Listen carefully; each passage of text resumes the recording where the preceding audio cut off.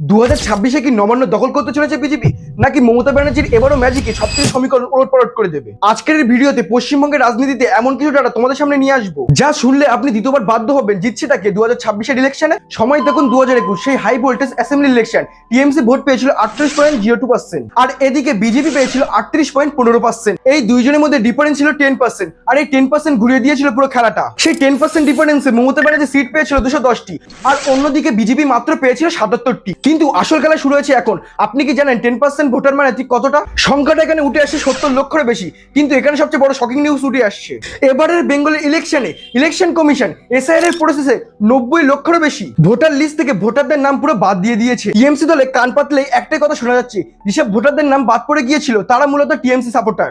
যদি তাই হয়, শাসক দলের ভোটার বেসে যে পরিমাণ ধস নামতে পারে সেটা কি আপনি কল্পনা করতে পারছেন? এমনও কি বিজেপি কিন্তু হাত গুটিয়ে বসে নেই। 2019, 2020 আর 2024-এ পরপর তিনটি বড় নির্বাচনে তারা ধারাবাহিকভাবে 38 থেকে 40% ভোট তাদের পকেটে তারা রাখতে পেরেছে।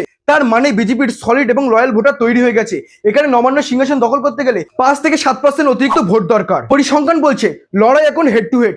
আপনার কি মনে হয় 2026-এ পাল্লাটা কার ভারী, বিজেপি নাকি টিএমসি? আপনার কি মনে হয় কমেন্টে জানান। ভিডিওটি ভালো লাগলে লাইক, কমেন্ট, সাবস্ক্রাইব করে দেবেন।